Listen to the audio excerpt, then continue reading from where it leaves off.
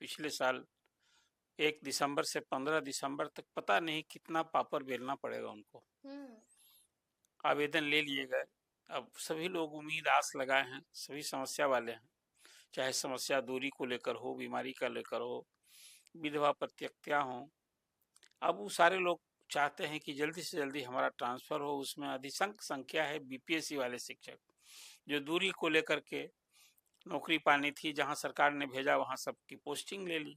अब उनको रोज रोज की परेशानी हो रही है। एक अवसर सरकार ने दिया, लोगों ने ऑनलाइन आवेदन कर दिया। अब एक नया आदेश आज देखा मैंने, विभाग की ओर से सिद्धार्थ ने सभी डीओ को दिया है, और वो सभी जो ई शिक्षा पोर्टल है उस पर ये विवरण देना है कि जो शिक्षक निलंबित है, जिसका वेतन रोक दिया गया है, जिसके प्रमाण पत्र की जांच हो रही है, जिसकी निगरानी जांच हो रही है, जिसके किन्हीं कारणों से दंडित किया गया, उसका वेतन हेल्डअप कर दिया गया है, उस सब सारे शिक्षकों का उसका ट्रांसफर नहीं होना। एक तो वो है ट्रांसफर नहीं होगा वैसे शिक्षकों का, ये बड़ी बात आप कह कोई रहे हैं। चिट्ठी तो यही दर्शा रहा है। जी। और उसमें मैंने देखा कि अब तो उसके आधार पर फिर नीचे भी फॉलोअप, जब विभाग से चिट्ठी गई है तो डीओ से ये सारा चीज मांगा गया है, वो शिक्षक को भी देना है ये, या डीओ के यहाँ ये सब सब काम इस शिक्षा पोर्टल से हो रहा है। तो अब तो शिक्षक, अभी जो मैंने पिछली चर्चा की थी आपसे कि 1,90,000 शिक्षकों में अभी मात्र 35 शिक्षक के आवेदन सॉर्ट आउट हुए, उनका अभी ट्रांसफर हुआ है। उसमें भी कोई 40, 42, 45 शिक्षक थे। जो पहला लॉट भी निकला तो उसमें भी कुछ ये कमी थी, वो कमी थी, उसमें ये सर्टिफिकेट नहीं था, इन कारणों से 45 का निकला। अब सब आस लगाए हैं। एक चर्चा मैंने की थी, हालांकि बड़ी निराशा भरी बात है, मुझे दुख होता है शिक्षकों को ये जानकारी देते हुए कि उनके आवेदन के बाद अभी क्या क्या पापड़ बेलने होंगे उनके, ये एक सवाल है। अब वो मांगा गया कि भाई सबको आप इस शिक्षा पोर्टल पर ये विवरण दीजिए कि किन किन शिक्षकों को ये जो सब कार्रवाई है।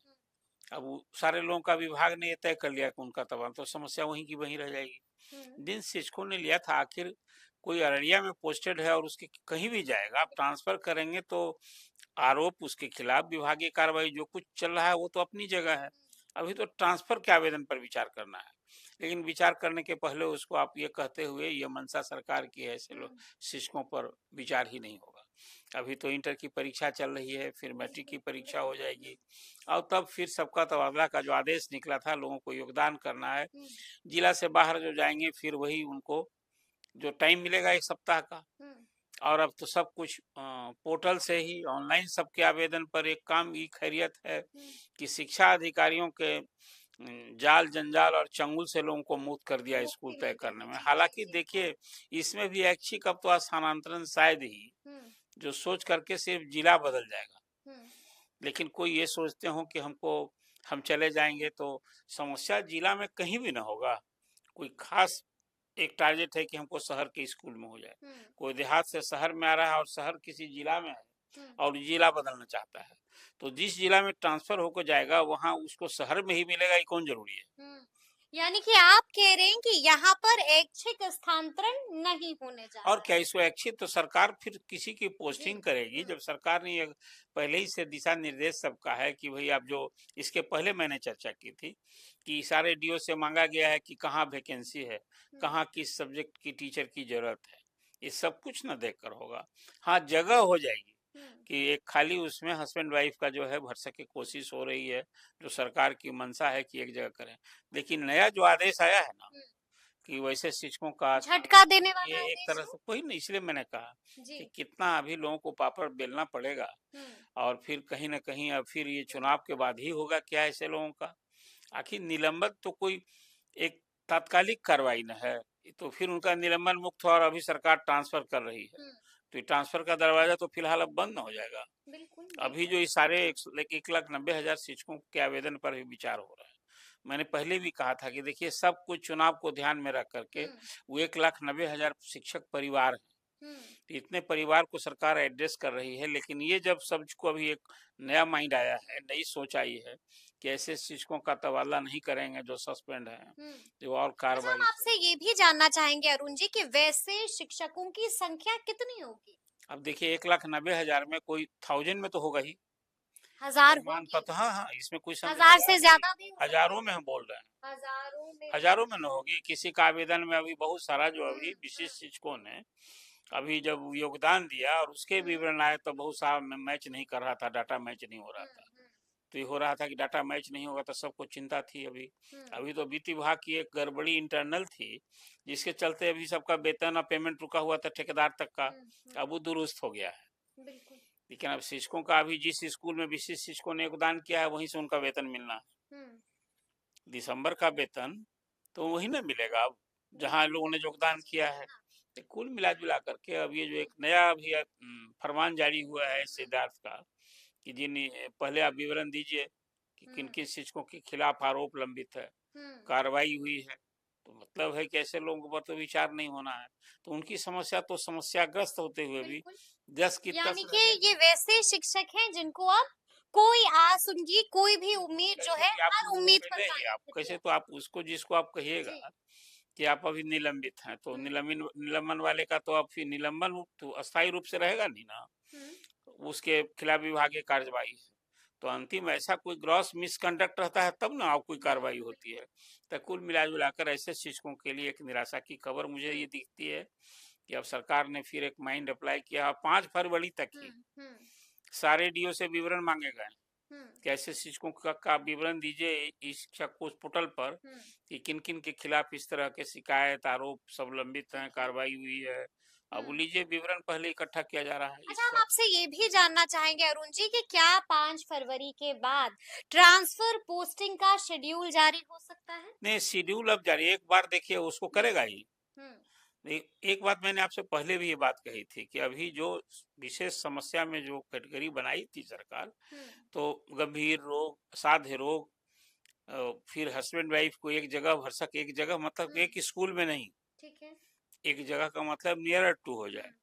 उसमें भी है एक माइंड कि भाई उसके टीचर को गृह पंचायत से बाहर और महिला शिक्षक को ससुराल वाला पंचायत से बाहर, ये भी माइंड है। तो ये सब वर्कआउट होगा अंततः। देखिए ऑनलाइन पोर्टल से भी होगा, ऑनलाइन भी यदि होगा तो कोई वहां ऑपरेट करने वाला कौन होगा, सब ऑटोमेटिक होगा।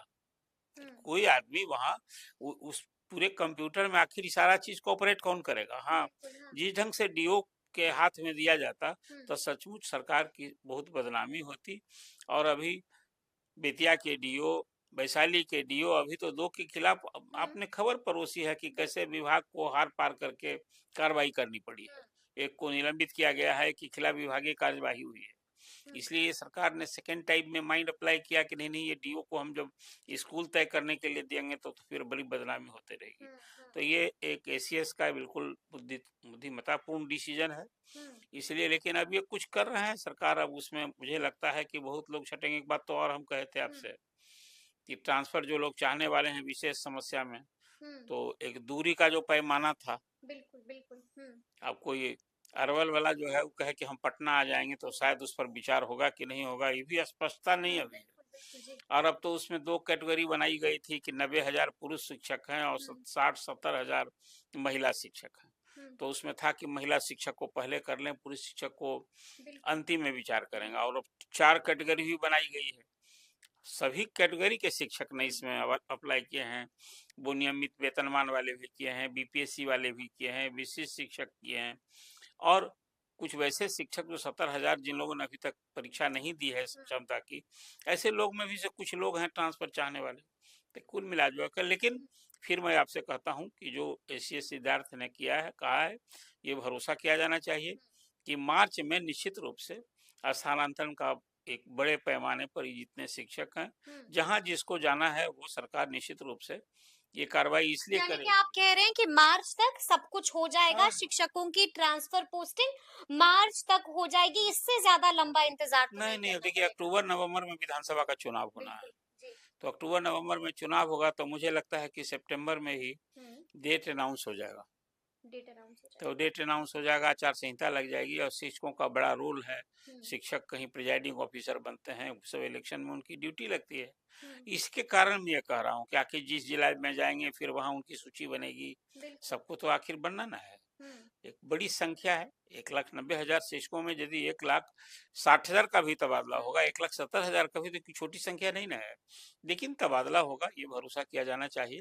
लेकिन अभी कुछ नए-नए फरमान हो रहे हैं। निराशा हाथ नहीं लगेगी, हाँ। तबादला तो होगा और इंतजार कितना लंबा होगा ये भी हमने आपको बताया है। लेकिन इसी बीच ये मेरा अंतिम सवाल भी होगा आपसे कि एस सिद्धार्थ ने एक और बड़ा आदेश अब से कुछ देर पहले जारी किया है, उस आदेश में क्या कुछ कहा गया देखिए, है? ये आज क्या बिहार में चल रहा है, एक अभी एस सिद्धार्थ लीग से हट करके हम्म बिना सूचना दिए हुए बड़े सादगी ढंग से स्कूलों में प्रवेश कर रहे हैं। हम्म तो पिछले दिन नालंदा और नवादा के के पाठक भी करते थे? करते थे, लेकिन बड़ा तामझाम से जाते थे। अच्छा जी। घोषित कार्यक्रम होता था और डीएम को चिट्ठी जाती थी कि एसीएस साहब जिला में जाएंगे फलना फलना दौरा में, तो उनका सिक्योरिटी का ये मानक, उनका पूरा प्रोटोकॉल में वो सज धज कर जाते थे। ये सिद्धार्थ का थोड़ा भिन्न है, इनकी कार्यशैली थोड़ी भिन्न है। कल ही गए तो स्कूल में एक गेट पे जा करके ताला बाहर से लगा हुआ था, तो मैडम मैडम करके पुकार रहे थे। फिर किसी एक शिक्षक को नजर पड़ी ऊपर से छत से, तो लगता है वो पहचान लिया होगा, वो टीचर जी, ने जी, जी। देखा तो दौड़ा दौड़ा आया, गेट खोला, फिर गए, उन्होंने देखा। तो ये एक अच्छा है कि अकस्मात बिना सूचना के पहुंचे वहां। कोई ये नहीं था कि एसीएत सिद्धार्थ स्कूल में निरीक्षण करने चले जाएंगे। और वहीं उनको एक फीडबैक मिला, स्कूल में शिक्षिकाओं ने बताया कि हाँ, यहाँ लड़के कम हैं। कुछ लड़कों तो रास्ते में ही जाते वक्त 2 लड़के मिल गए ऐसे, जो स्कूल 2 लड़कियां थी जो स्कूल नहीं गई थी, और स्कूल आवर में वो ड्रेस व्रेस जैसे तैसे, माने जिसको जो सरकार की परिकल्पना है कि हम स्कूल में लोगों को पोशाक दे रहे हैं, साइकिल भी दे रहे हैं। देखिए, इन चीजों की भी अब फिर समीक्षा करनी होगी। तो ये सिद्धार्थ को वहाँ फीडबैक मिला कि ये भट्टा पर काम करने वाली लड़कियां हैं, तो वो लोग गार्जियन कहता है कि नहीं भेजते हैं, तो बजाते एक आदेश निकाल दिया है। अभी जो राइट टू एजुकेशन 2009 में कानून बना और ये अप्रैल 2010 से बिहार देश भर में लागू है, उसमें है कि 6 वर्ष से 14 साल के बच्चे जो प्राइमरी एजुकेशन में पढ़ते हैं, क्लास 1 to 8, ऐसे लोगों को सबको स्कूल में लाना है। कंपल्सरी हाँ, है। कंपल्सरी, जिसको अनिवार्य शिक्षा कहते हैं और मुफ्त शिक्षा कहते हैं।